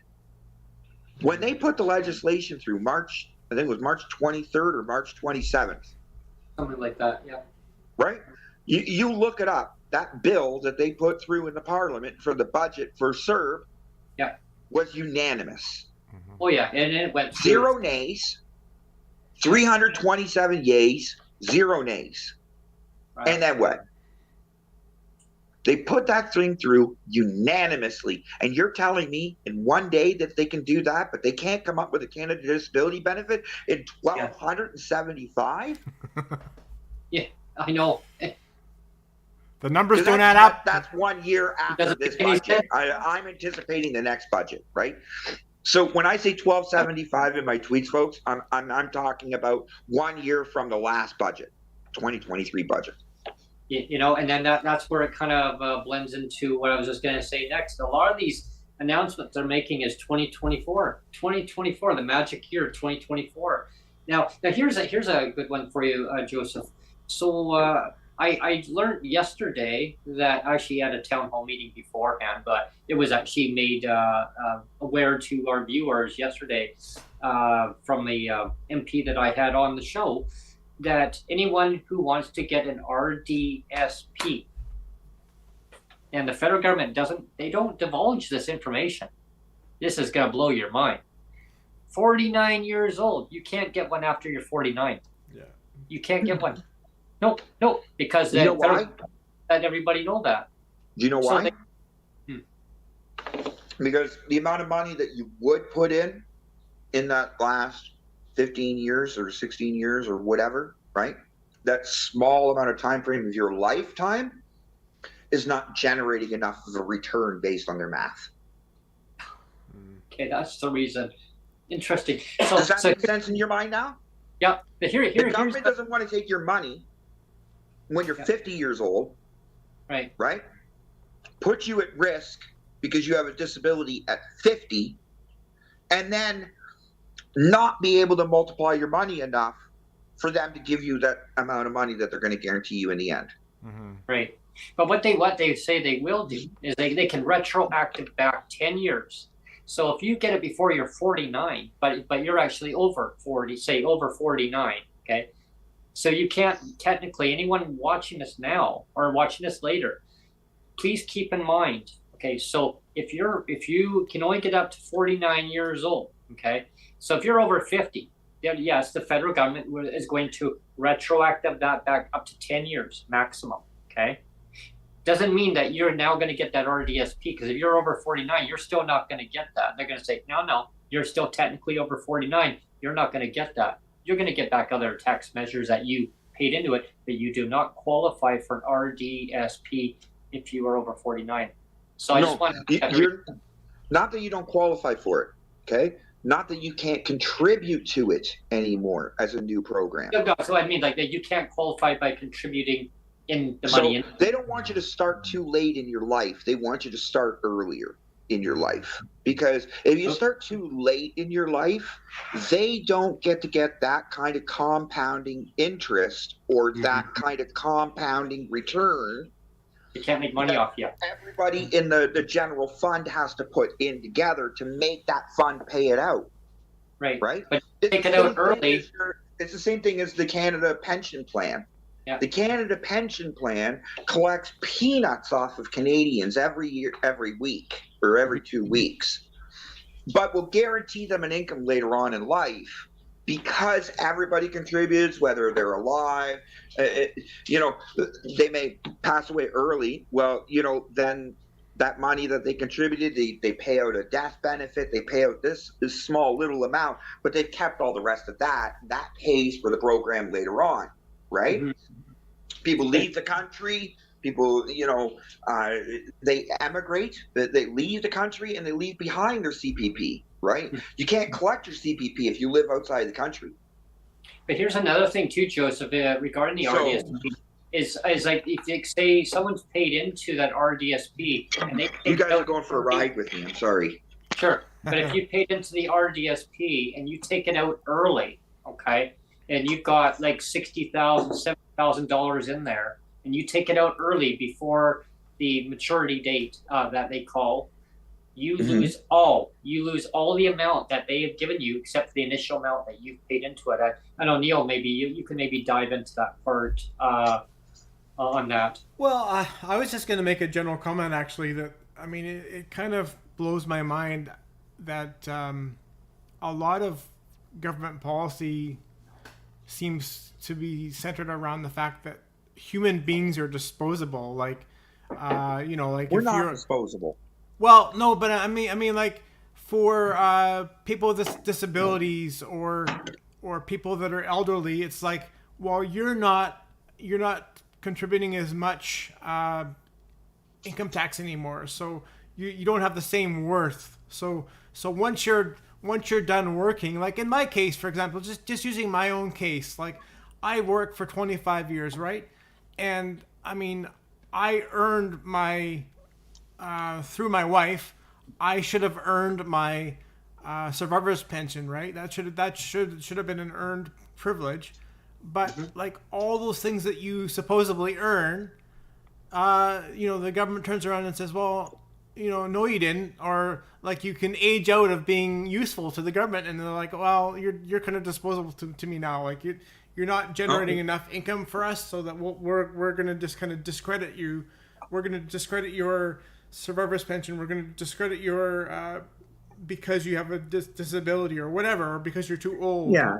Things like that. And I don't understand why they haven't realized that is discriminatory. Right? Like, it's like money that's paid into it, and all of a sudden, you need it now. Oh, no, sorry, you don't get it. So now you're going to get less. It's like all the money and it's taxable. We're talking about taxable Yeah. income. That is taxable, but I Yeah. mean, I pay Yeah. tax on it, but then Yeah. it's like, well, that doesn't count. Sorry. And what I don't understand is the Canada Pension Plan. Why is it that has to be taxable income? Why can't you tax the premiums first Right. and then make the income tax free? Mm-hmm. Yeah. The only reason it's taxable income is because they don't tax the premiums. When you pay your premiums off your paycheck, right? Yeah. To your CPP, those premiums aren't taxed. So you've paid into the program before paying your income taxes. So then they tax you for it later. Mm-hmm. Mm-hmm. Why can't they tax the premiums? And then make it tax-free at the end of their life when they don't need to be paying the taxes. Mm-hmm. I just don't get it. Yeah, I know. And then they say they penalize you. Oh, you want it now, and then you get less. Mm-hmm. So they kind of force it down, right? Or as you mentioned many times, Neil, it's like they want to justify it, right? And I'll get you to kind of explain that to the listeners watching. Well, like I said before, it's like, well, we'll support you if you have a disability. We'll pay you your full amount, but then once your wife passes away, sorry, that's we're not going to support you anymore. And it's just like, are you kidding me? Like, you're going to penalize me because my wife passed away? Like, it just doesn't make any sense to me. Like, why would you do that? Why would you have that? What doesn't make sense to me in Ontario? What doesn't make sense to me in Ontario is they change ODSP earning exemptions. That the person that's disabled can now earn $1,000 a month and then get a 75% clawback. Right. But the spouse who's not disabled can only earn $200 and then it's a 50% clawback. Yeah, it's crazy. Wow, that's just terrible. So the Ford government's logic is the person that's impaired is the one that's going to give more money to the family, so they're the ones that should go off and get work, while the spouse stays at home. Yeah. Yeah, it's crazy. It's crazy. The Ford government. I saw something the other day about That should have been in reverse. It should have been in reverse. It should have been the spouse is $1,000, right? The spouse should have been the $1,000 exemption, and the recipient, the person who's disabled, should have, if they're in a couple relationship, then the same clawback applies. But if they're not, then do something else if they're single, right? Where it's not so penalizing. Because your cost of living is more when you're single than when you are in a couple per person. Well, and here's another little story I've shared before, but when my wife first passed away, my first wife, and then I actually, I found out about the clawback that they were clawing back all this money of my survivor's pension every month provincially, and so I wrote to the government, and then I had the Ministry of Children and Families wrote to me back, and they said, well, we have this with this program where you can we can give you money. It's the for childcare. We will pay you. I think it was between $700 and $800 a month of childcare. We'll pay you $700, $800 a month of childcare. If you pay somebody else to look after your son, we'll do that. but they wouldn't honor my $715 clawback. They wouldn't give that back to me. Like, they're still clawing that back, but they'll say, well, we'll give you $700, $800 of money if you pay somebody else. And somebody else. Are you kidding me? I am the father, and you're taking money away from me, but you're saying we'll give money to somebody else. They're making you make somebody else be in charge of your child. It's just so stupid. Right. It's That's messed up. It's messed up It totally. is messed up. And I told them point blank. I said, that's messed up. I said, you're not willing to support me, the father, but if I give somebody else charge of my son, you'll give me like $700 to somebody else. Again, It's there's just nuts. It's just nuts. It's a ancient policy that whoever, I don't know who wrote it. I'd love to know a lot of these policies. Oh, Who it's write crazy. These ancient, they don't, these policies even back, whoever wrote them way back when, I don't know. Like you said, from the 1800s or whatever it is, yeah. Maybe, I don't know, King Arthur the first or something. I don't freaking know. Yeah. You know what? Honestly, I swear half of these policies were invented the previous time that we had a king. Yeah. You probably. Because they feel that old. Caesar. They feel that outdated. Maybe back in the 1500s or something. Yeah. I don't know, but they are just so they're just not even with the times. Like, it's the part that baffles me the most, Joseph, is I remember having a discussion with my mom many times, and like this is going back, God rest her soul. That's so sad, Lydia. Linda. I would say to her, how is it fair that people get to have to pay market housing where you get to pay only 30% of your income? How is that right? You get to live in your own home. It's because the system is set up that way. Now, here's the good thing. She went to a meeting now, the office that handles disability income assistance, they also handle seniors programs, all under the same roof. So it was a worker at the time. Who was my worker? It was my mom's worker. And I'd have a meeting. So I would say, well, how is that fair that she gets to pay that where I don't get to pay? I have to pay market rent. You know what I was told, Joseph? It's how the system is set up. It's a policy, Brent. It's a policy. Mm-hmm. I go, can you change that policy? No, I can't. Why? Because I'm not allowed to. I go, why are you? Then I was very inquisitive. Why are you not allowed to? Because the system won't let me change it. Well, who makes the system?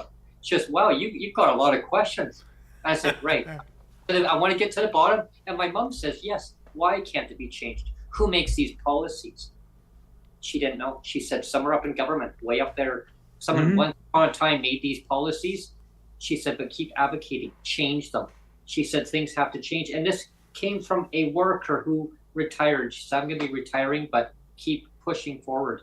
Make the changes going to help people in the long run, Brent, because otherwise it's status quo. It'll stay the same. Change the government doesn't mean who's in government. She said it could be it doesn't matter who's there. They're all going to follow along the same procedures and guidelines they've been handed. Yeah, she said black government, white government, purple, green, blue. She said doesn't matter. It's all policies. Mm-hmm. But yeah, that was something I learned way back when, because I wanted to know, well, my mom says, well, he should be paying more than 30% of his income. Well, this is what the shelter portion is. So that's between you and him and whatever he wants. This is the maximum we're going to give. And that time, it was $325 at that time. Then in 2007, it went up to $375. And now, historically, it made the 16-year mark. Actually, technically, it doesn't increase until July 19th. So by the time that 16 years as of April 1st, so May, June, July. So it'll be 16 years, 3 months by the time they actually increase it to $500. But here's the thing.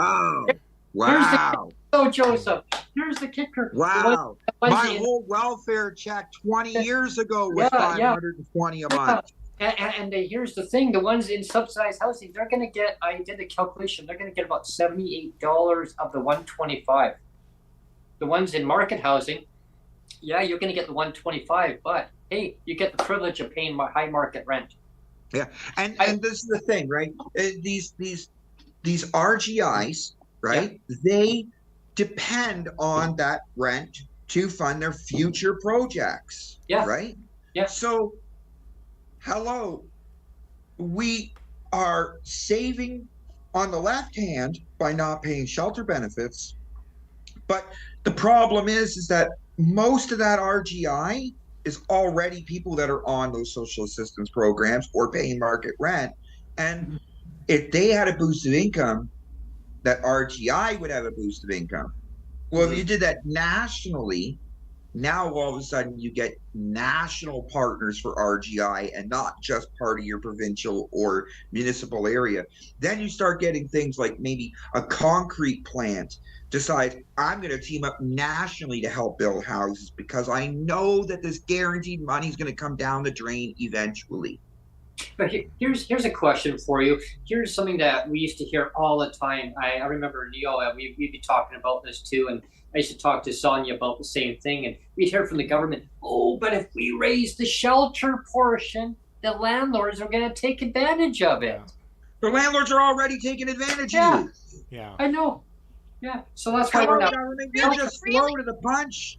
You're just slow to the punch. The government's already, they've already taken advantage of you by the vacancy tax exemptions, by the, you know, the investments and the tax credits that they take off of you to go renovate the apartment that they kicked the last guy out of because they want to double the rent. Well, they kicked the guy out, then took the tax credits, then doubled the rent. Yep. Yeah. That's why one of our because you didn't pay enough for the fucking shelter in the first place. Sorry. Yeah. Yeah. No. It's all good. It's all good. Swear jar.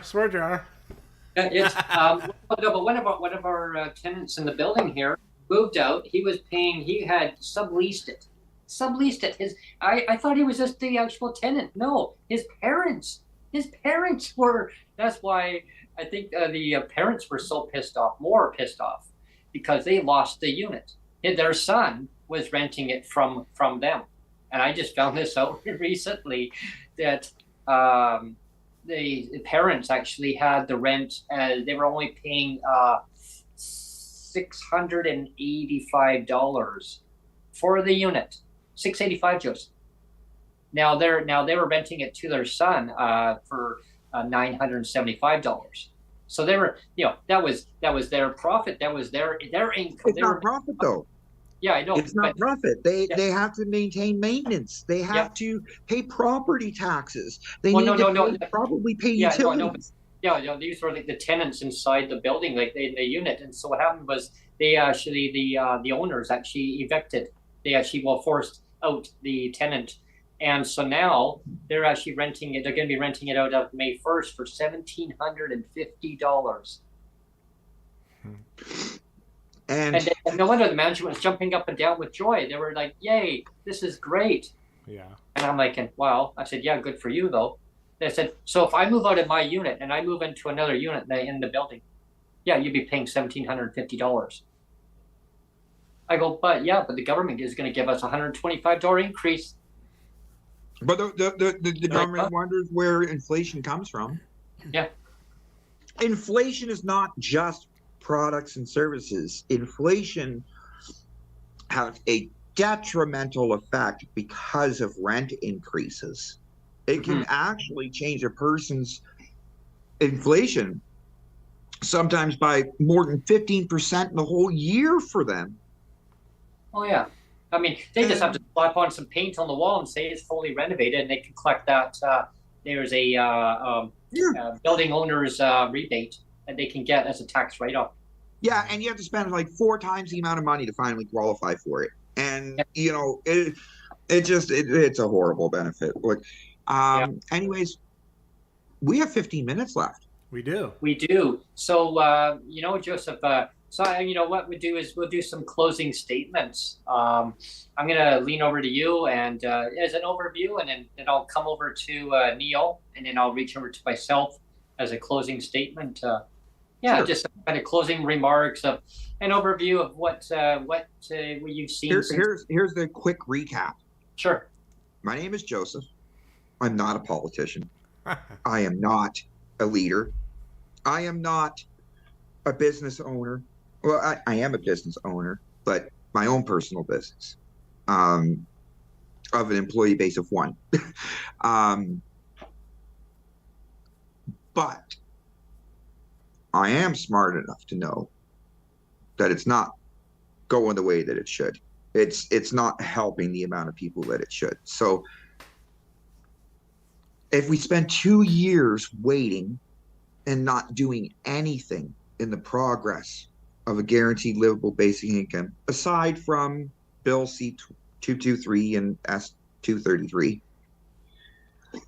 aside from the efforts of Senator Kim Pate and MP Leah Gosn,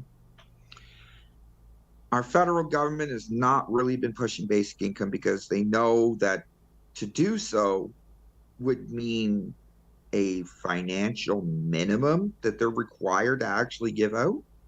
Mm-hmm.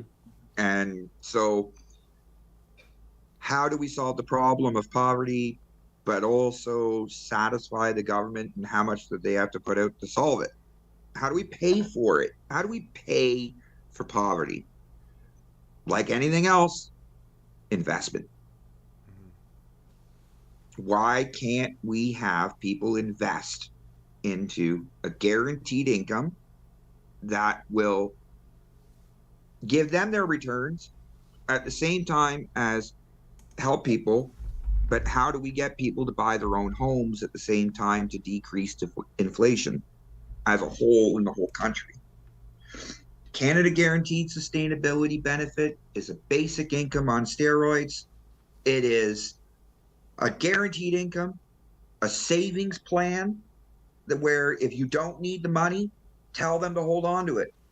It's not only going to lower the amount of money that our federal government has to spend, which lowers the national debt, but it saves your local community. It increases the small town in the rural community of Saskatchewan with a population of 50, with an average of $500,000 a year into that community just for 50 people. Wow. Now what happens to that little tiny town of 50? It turns into 100. Mm-hmm. So how do we get there? Well, we're certainly not going to get there if we have to wait for the provincial government to give that tiny little town some kind of a tax break or convince some corporation to invest out there. Instead, let's have everybody invest in the people so that people can invest in the corporations. Mm-hmm. And at the same time, let's kill poverty, lower inflation, and decrease the amount of cost of living on people, because doing things like just raising minimum wage is not solving poverty. It is only exacerbating it by increasing the poverty line while not ensuring a guarantee for the people as a safety net. It only drives inflation up. We have been literally causing the very problem that we suffer by cutbacks, cuts. You hear about them raising. Doug Ford said, we're going to get the biggest raise ever at ODSP, 5%. Unfortunately, this year's now the biggest increase because now you got to do 6.7%. But you don't hear him spouting that off during an election. It's not an election time. He doesn't need to put up those kind of statistics. Those statistics sound expensive. But meanwhile, they don't want to admit that maybe that 5% was just a little too low in the first place. My name is Joseph. I'm not running for anything. I'm just trying to throw my ideas out there. Awesome. Thank you, Joseph, on that. There's my recap. Yeah. Over to you, Neil. Well, I'm just going to put my producer hat on and say it was a pleasure to have you on the show, Joseph. But also, too, I want to kind of remind everybody that since we kind of relaunched everything, or soft launch everything and moved everything over to YouTube, we've now actually got a podcast section on my YouTube channel. So Joseph, this show today will be turned into podcast number 13. So since we've relaunched, we've had 13 shows now, including yours. I'm a numbers guy and I love a baker's dozen. There you go. Yeah. Oh, yes. So you're the baker's dozen. You're number 13 of the podcast. So yes, just over that. Anybody that wants to, they can head over to my channel and they'll have the podcast section now, and we're up to 13 episodes, like I said. So, yeah. We're gonna build that dozen just past, and Joseph's now reached past that 1 dozen. So we're gonna build from that point on. Thank you, Neil. And maybe that's another plug for Tim Hortons. Baker's Dozen. Thank Tim you Hortons. for having me. It's always a pleasure to be here for Canadians with Disabilities. but I don't have ones that impair my ability to work. And so what do we do for the people who do have impairments? Do we ignore the problem? Or do we take it head on and say, let's guarantee you the path of least resistance to be inclusive in society? Mm-hmm.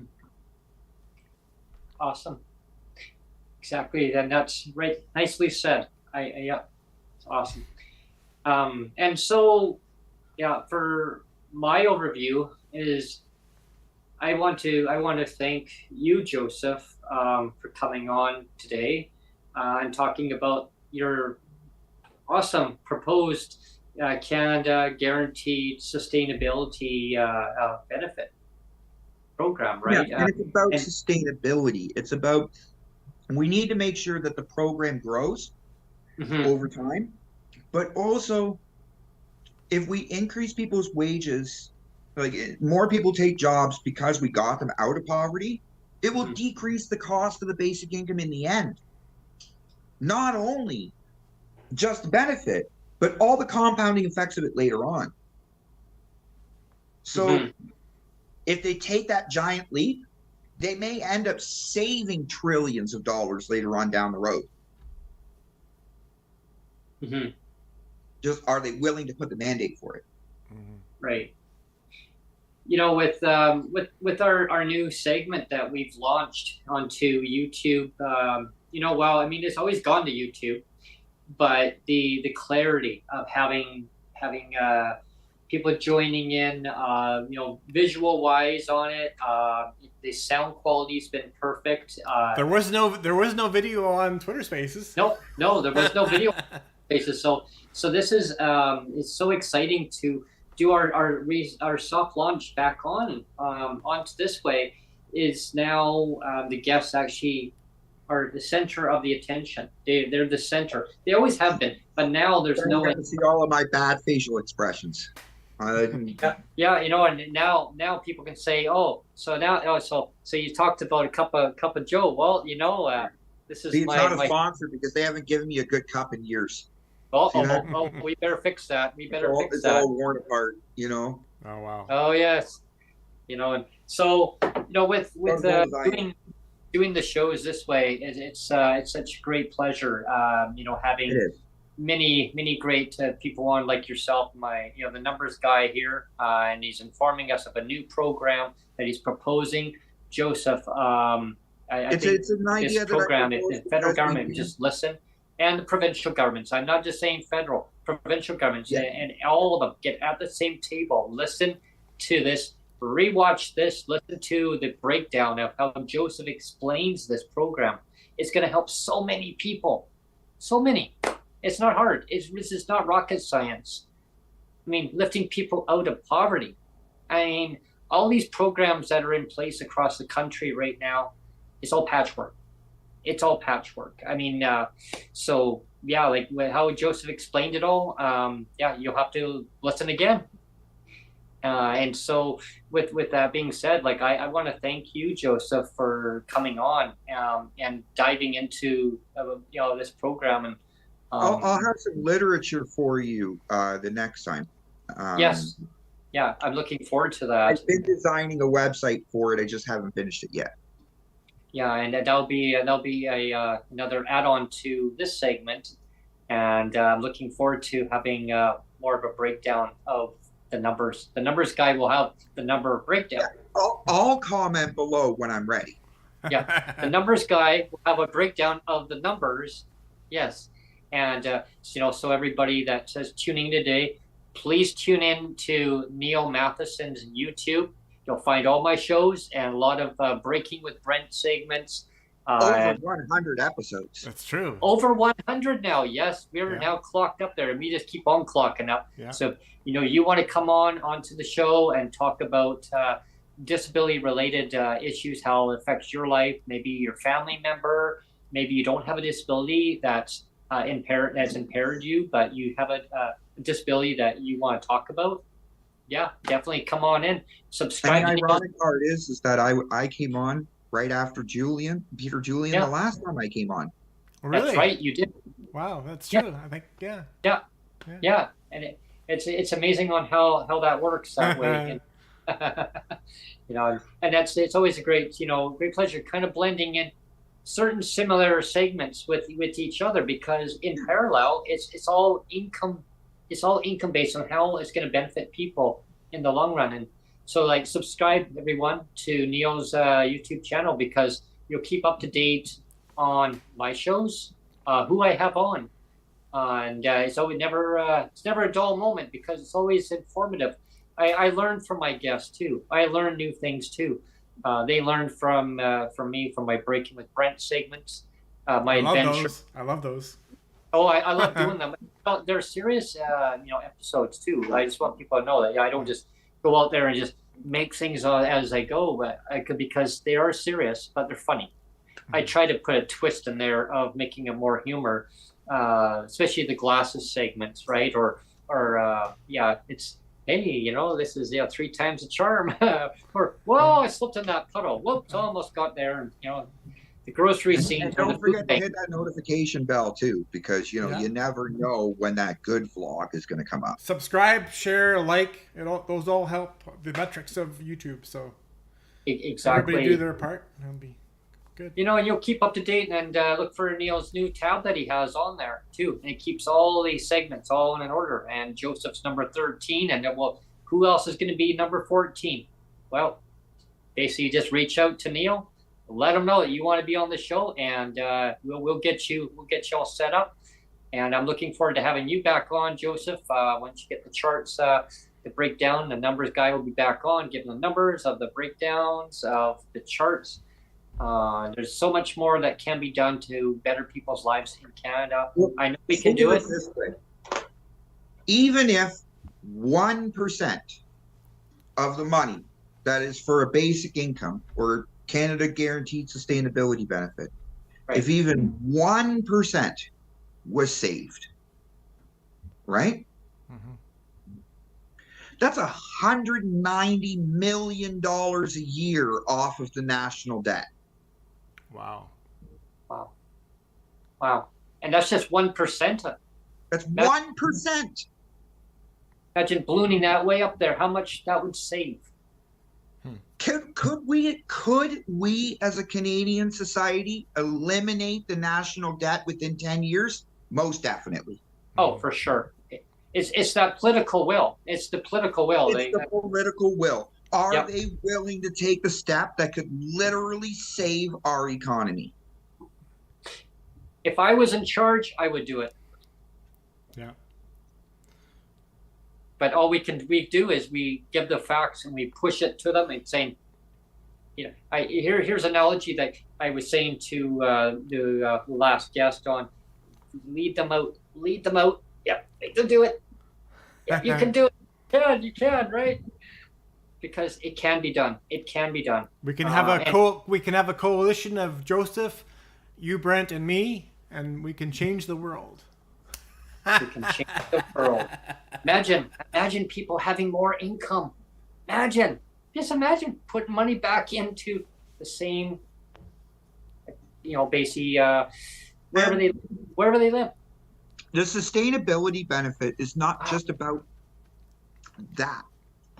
It's not just about that check each month or once a year. Right. It's about emergency support. Yeah. If you have a forest fire in Alberta, if something happens and you got something to fall back for your insurance company to get to you. If you have a national program that knows your postal code, wow, imagine that. Could you imagine the CRA just take a flip of a switch and go, okay, everybody that lives in L8W1 * that is within this income gets help. Mm-hmm. Yeah, it's like bingo. Yeah.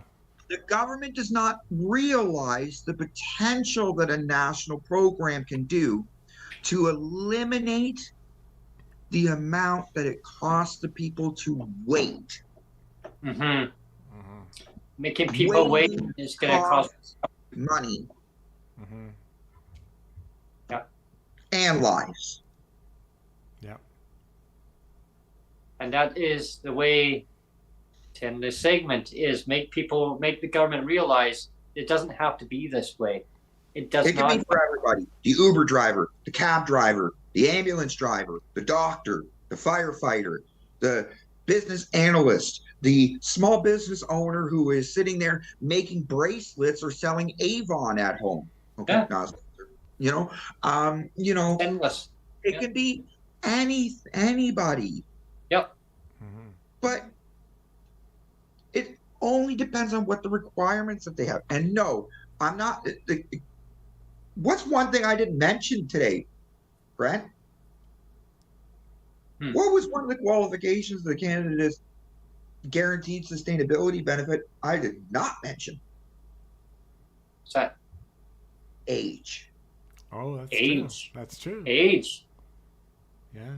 Oh, there we go, everyone. The age. Yeah. Canada guaranteed sustainability benefit I propose that would be for 15 and older. Mm-hmm. Imagine, everyone, 15 and older. But you're not allowed to take the money out between 15 and 18 unless you are either employed or parental consent. Mm-hmm. Mm-hmm. At 15 years old, you should not be able to take out $20,000 out of your bank account. No. But if we turn our Canadian government, we say at 15, you have the legal right to work. So we have the legal responsibility to ensure your minimum income. Would change college and universities for life. Mm-hmm. Mm-hmm. Could you imagine how much post-secondary education that there could be if they actually have the money to pay for their rent and their school books? Yeah. Wow, just imagine. You get a lot more smarter people in the world too. The potential. Not only that, but between 15, 16, 17, as soon as they turned 18 years old, they would have 3 years worth of CGSB saved up. Mm-hmm. Mm-hmm. If their parents did not take it out with them, or, Mm-hmm. they were working and getting their taxes back and stuff, right? Mm-hmm. Right. So at 15, if it's automatically saved because they don't withdraw it, after that 3 years, I'm sorry, but if you're 18 years old and you got, $40,000 saved up or $60,000 saved up, you're going to put a down payment on a house, buy a car, start a business. Imagine that. Eh? Yeah. Not handing you a $500 or $700 welfare check and you land up in a tent shooting up your arm. Mm-hmm. Mm-hmm. Mm-hmm. You give them the tools to succeed, Canadians will succeed. Just have to give them a chance. Yeah. Just give the tools there, and And on that note, yeah. So I want to say thank you, Joseph, and I look forward to having you back on very soon, and to talk about the numbers, diving into the charts, and it's been a great pleasure having you on. And again, everyone, just tune in, subscribe, share, subscribe, and click that link. Mm-hmm. Yes. And bye, everyone. Thank you, everyone. Thank you very much. Thank you for having me. I look forward to being on again. And absolutely. Watching your show, Brent, always a pleasure. You do great work advocating for everybody, not just people with disabilities, but for everybody that's affected with people with disabilities as well. Well, and my closing comment on that is, bringing everyone together for, because it affects everyone's lives. Doesn't matter who you are, it will affect you one way or another. And that's bringing all the pressing issues forward and talking about these things, because it's so important. In order to keep track of these things, subscribe, watch. Could you imagine if your fire department was regulated on your income? Wow.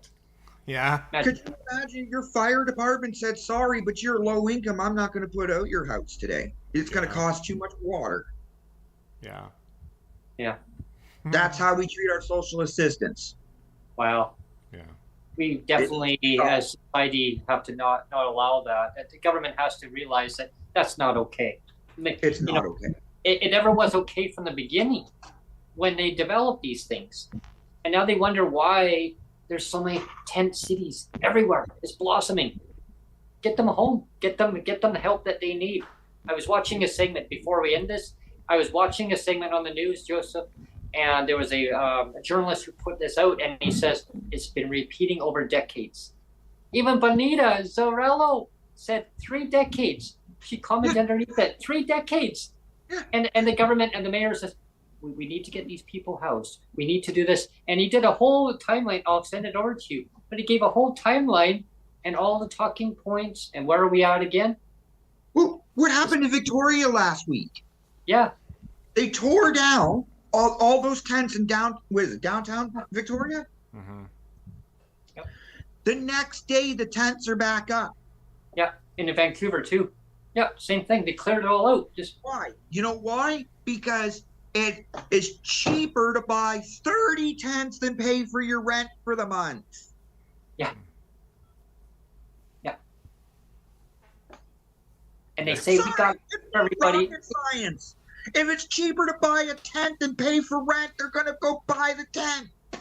Yeah. There's definitely a huge problem in the system. It's a systemic issue. We got to fix this. If we had a basic income, could you imagine how many, if we had the Canada Sustainability Benefit, and I'm going to push for this because I think it's far more bigger than basic income, far more bigger. The Canada Sustainability Benefit was in force this year. By next year, you would not have tent cities. You would not have overrun shelters. In fact, we would be able to turn most of our homeless shelters into hotels, into low budget stay areas that, I forget what they're called, but, it's not a whole hotel room and everything, it's shared accommodations, but it's cheap, right? For tourism. Like a hostel or something. Hostel, thank you. Because right now, how many of our homeless shelters could we turn into hostels if we provided a basic income? How many millions of dollars that go to those? Because trust me, the social workers that are at the homeless shelter are not looking at you saying, oh no, stay homeless, I need a job. Right. They're not doing that.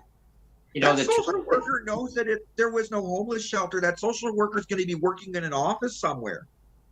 Right. But the tourist social worker's job about getting rid of the homeless shelter because everybody's got shelter now. Instead, you could convert that homeless shelter into a hostel, and out of that basic guaranteed benefit, RGI it, and all of a sudden your homeless shelter has now turned into a guaranteed bed while they wait for an apartment. That is paying for itself. I was downtown Victoria yesterday, and there were some tourists walking around, and they said, do you know there's a place that we could stay in a hotel? Because we went by one and we had I guess someone else that they knew that there was a hotel. I said, oh no, it's a homeless shelter now. It's been that way for years now. What? I'm like, what? It was a beautiful hotel. I go, yeah, I know. That was my place that I used to go when I'd come to Victoria the odd time to visit. That was my place that I would go and stay. Now it's a homeless shelter. Because they don't have enough homeless shelters. No, and the thing is, the fire department's been there like several times. They almost lost like 3 units. They saved the building, but yeah. And these people that are homeless and they're on substances, okay? people fear that if we get a basic income or, sustainability benefit or whatever, that all these people that are up on drugs are just going to stay on drugs. Well, no. You know what? Most of them are so severely depressed that they don't have a piece of ID in their pocket to even go and apply for welfare. Right. The tools are there for them to do it. They don't need the ID. They could go to a, community center and testify and, go through the ID application process and get on the program and everything else, right? But really, if you're a drug addict, you don't have the patience to wait for that. But if you have a guaranteed income, that they would stay at the shelter, pay their RGI, which helps the shelter, right? Yeah. And in the meantime, the sustainability benefit is designed as a savings benefit. So for the homeless person who is at risk of substance abuse, that money is withheld for their storage or for their shelter. Right. They save for a few months, and then they have enough for their first and last. All while that bed at that hostel has been generating money from the sustainability benefit, and then moves on to the next person and moves on to the next person. And within a year, you've relocated 3 people per bed. Wow. Not kick them out every single day and tell them, you might get your bed back tomorrow. It might be a different bed, might be the same bed, might not even get a bed. You might be sleeping on the street tomorrow. We don't know. I'm going to keep ranting. You're going to have to cut me off, Brent. Yeah. Well, definitely we can We definitely need another talk hour. Yeah. Well, we'll definitely pile in a lot more on another segment for sure. Having you back on, and we'll have you back on very soon as a another follow up and then another follow up and another follow up. Definitely, because I enjoy these conversations and dialogue when it comes to such a great program that's going to help people. I know that Canada with Disabilities and their allies concentrate so much on Canada Disability benefit that really we don't have the conversation of how do these things get to pay for themselves.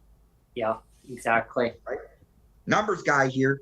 How about we get people to invest in the program first, and then let the program keep reinvesting in itself? Yep. Exactly. That's what I like about that, is because it pays for itself. You put it in and it just involves, right? And what happens is that those savings bonds, right, that they sell in the first place to encourage the program, right? Those savings bonds, you tie them to the poverty line. So if the poverty line goes up and basic income is not helping inflation fast enough, those savings bonds profit. Interesting. That's your cue, Neil. Yeah. That's interesting. But if the government is doing its job and investing in enough jobs, infrastructure, and spending, keep inflation down, the guaranteed sustainability benefit goes down, saving the government money. But at the same time, the people are higher income as a whole, right? And the benefit never really goes down, but the inflation would go down, right? The benefit wouldn't just keep increasing. It would slowly increase if they actually do their job right. If they don't do their job right and inflation gets out of control, the benefit makes sure you don't lose control. It's an accountability to the government in the billions. Yeah. And everyone, it's not millions, it's billions. Yeah, we're talking with a B here, folks. Not, and no offense, but in my lifetime, social assistance programs didn't cost billions of dollars when I was younger, 20 years ago. I don't remember welfare costing my province 20% of its budget or 25% of its budget every year. Yeah. Inflation has an effect on the whole of the provincial budget. We need to free up that huge, large chunk so highways, hospitals, police, and everything else can continue to be funded with the increases that they need. Like I said, Joseph, we could probably be on here for another 2 hours, but we gotta get off. Yeah. We gotta get off the air now. Yeah. But So, everyone, thanks for tuning in. Happy Easter, everyone. Thanks for Happy Easter, everybody, and happy Good Friday. Sorry for dropping so many Easter eggs today. That's okay. We'll be more to drop another time. I'll gather them up. Thanks, everyone. Bye-bye. Thank you. Thank you.